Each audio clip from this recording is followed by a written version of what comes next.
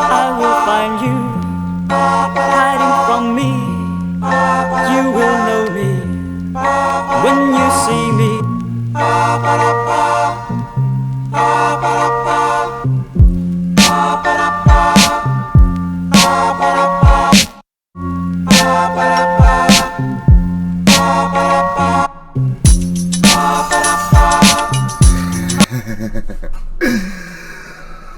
What's up, Shack Housers? How y'all doing? Shack House back. Sorry I've kept you waiting for a long time already. My fault about that. That's on me. I'm gonna make it up to y'all right now. What are we gonna talk about today?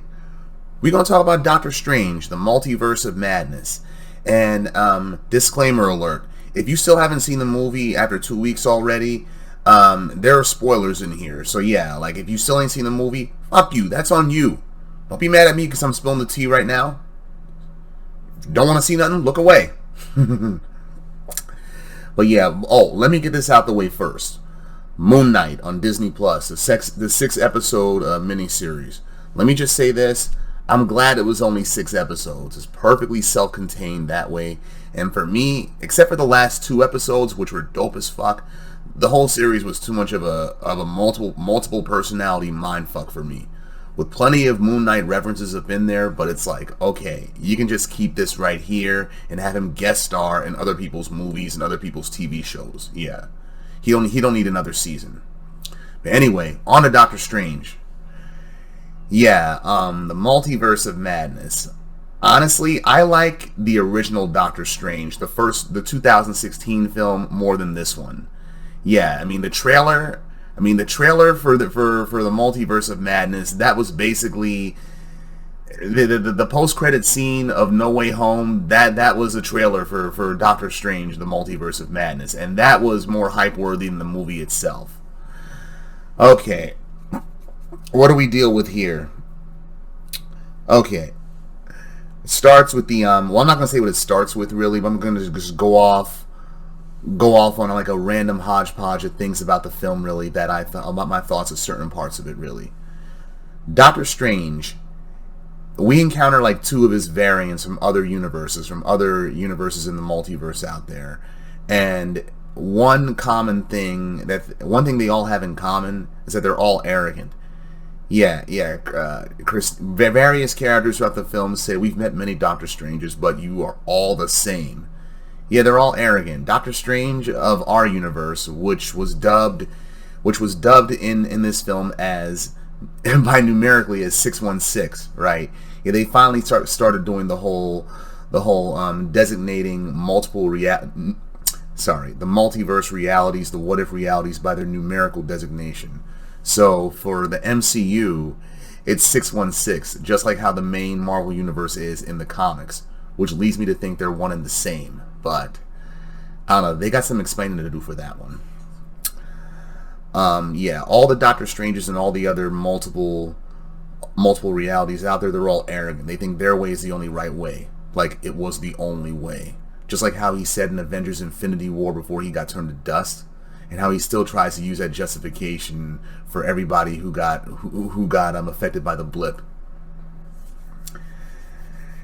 Yeah, that's one thing. And also, we learn in this film that when we dream, that's just us making contact with one of our variants out there in the multiverse. So any dream I have about myself flying, that's because some variant out there in some parallel reality has the power to fly.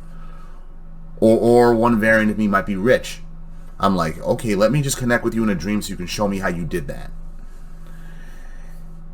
America Chavez.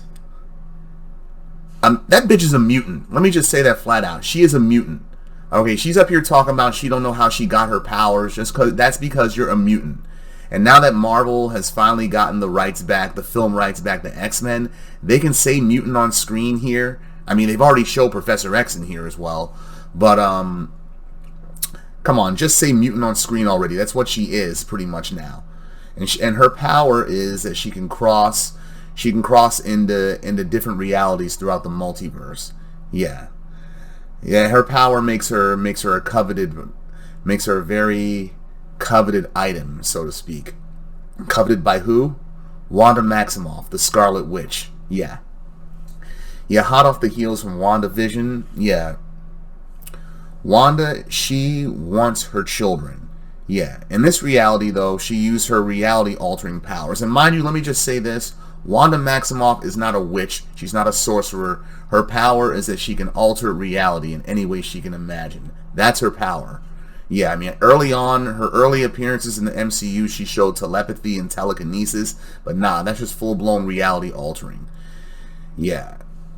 And they do say in this film there's a difference between sorcery and witchcraft, but I view all those mystical aspects as one and the same, really, as more synonymous with one another.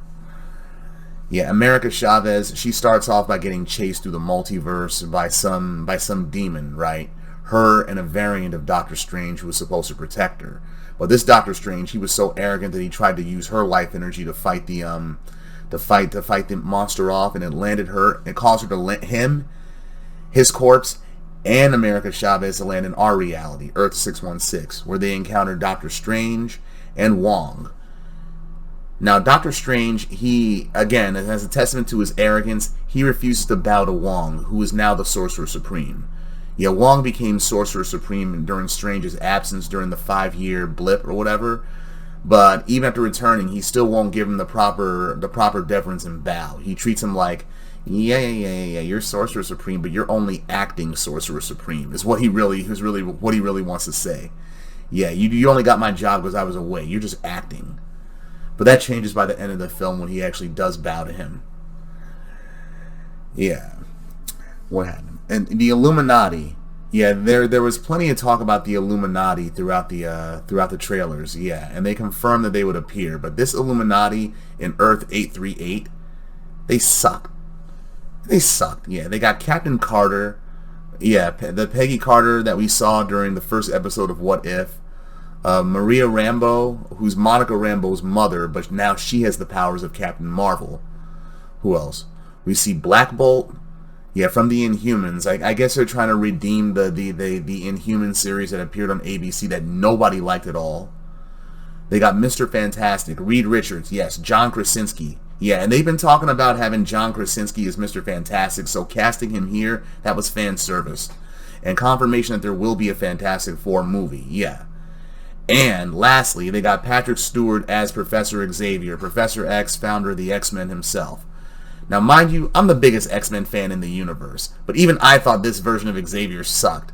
I mean, it looked like him, Reed Richards, and the whole Illuminati, they looked like how Wanda Maximoff and the Vision looked when they dressed up in their classic costumes in WandaVision. It looked like poor cosplay, really. Yeah. And Xavier comes out in that classic yellow hover chair with the classic 90s X-Men Fox theme song playing. They played that, actually. Yeah, they actually did that. I'm like, I mean, this is fan service, but even I think this is corny. And the Illuminati, the way they went out, it was almost like how X-Force went out in Deadpool. Anyway, Wanda Maximoff. They made Wanda ridiculously powerful. Yeah. It's like Wanda in any multiverse, in any multiversal variant of Wanda out there, she's an overpowered Karen. Yeah, and our universe's Wanda, her motivation is she wants her children. And she wants America Chavez's power to cross over into another reality so she can be with that reality's version of her children. She's going to replace her variant and then live in that reality with those children. But it's like, lady, the hell do you need America Chavez for? You can alter reality. You can just create a hole into one of these realities with your power and just go there and replace your variant. The fuck you need America Chavez for? Her inclusion in the film was stupid.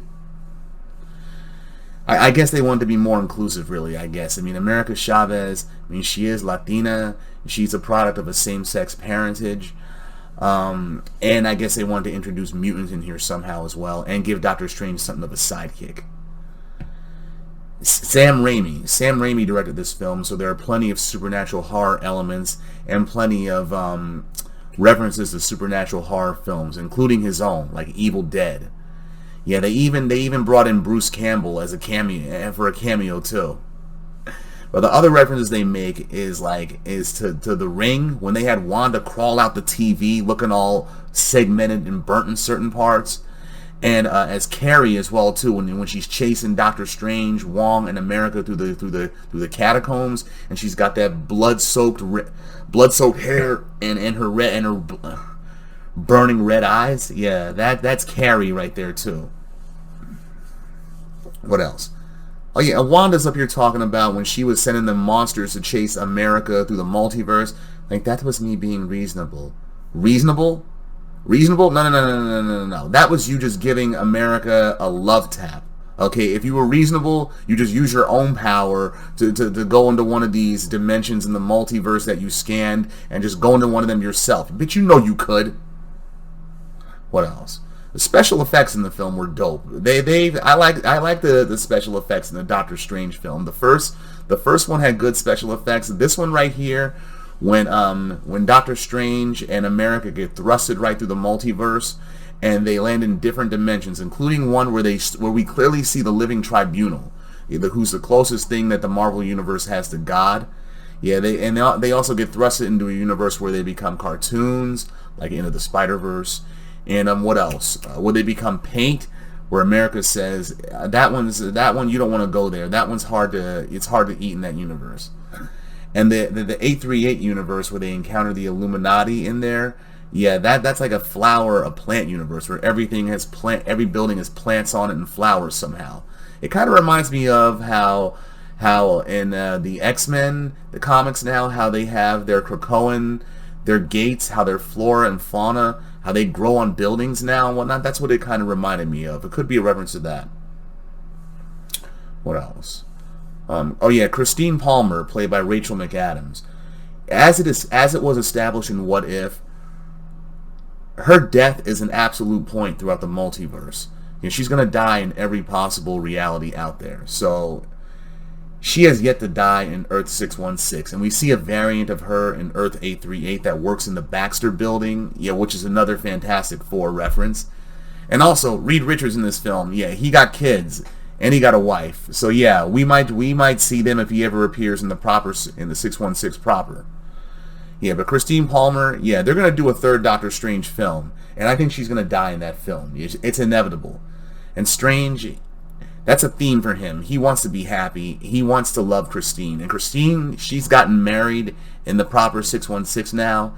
And Strange got invited to her wedding. And he still has something of a rivalry with Michael Stuhlbarg's character, Nicodemus West. Yeah, they keep throwing barbs at each other. But he was correct about one thing. You're the best surgeon, you're the best sorcerer, and yet you still didn't get the girl in the end. What else? Clea appears in a mid-credit scene. Yeah, Clea is the daughter of the Dread Dormammu from the first film, right? Yeah, Clea, the daughter of the niece, one of them, right? She appears in the post-credit scene in this film, right? And she accuses Doctor Strange of creating an incursion. Now, the Illuminati also mentioned that their reality's variant of Doctor Strange, he created an incursion as well too. Now, what's an incursion? An incursion is when two realities collide with each other and one or both of them are destroyed. Right? We see what an incursion looks like in this film in one reality, where it looks like a hodgepodge, like a damaged hodgepodge of both realities. Like if they smash together and the buildings look like, if everything looks smashed together, that's what an incursion looks like. And a lot of fanboys out there are excited about that because incursion, that word was used with such regularity during the third Secret Wars storyline that came out in 2015. Yeah, they think that a Secret Wars storyline might happen, but I'll tell you something. Sorry. This is the only Secret Wars right here that matters to me right here. Yeah, this Secret Wars right here. But let's face it, this Secret Wars right here, I admit, this sucked. It only has a lot of value because it's Marvel's first big event. Yeah.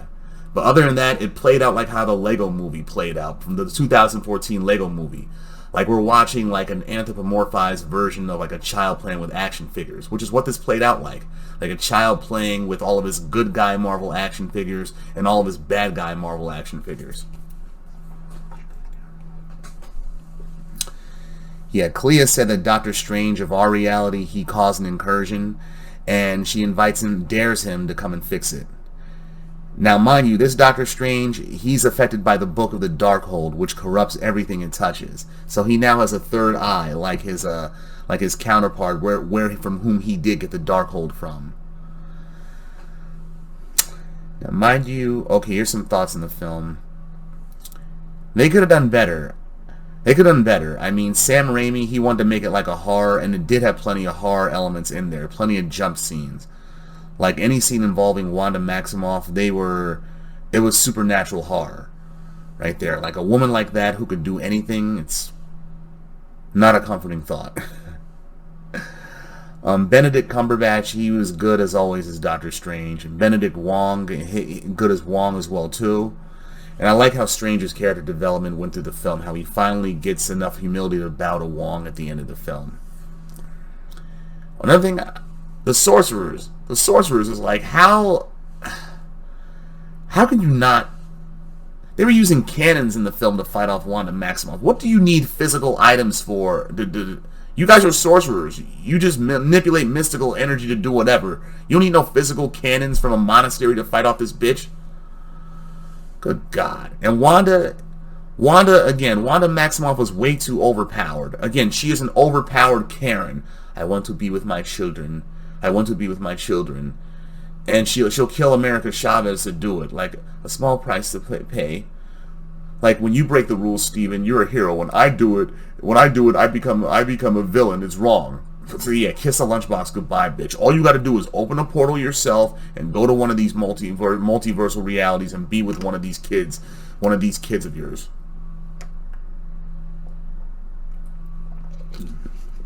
And the Illuminati. One thing I noticed,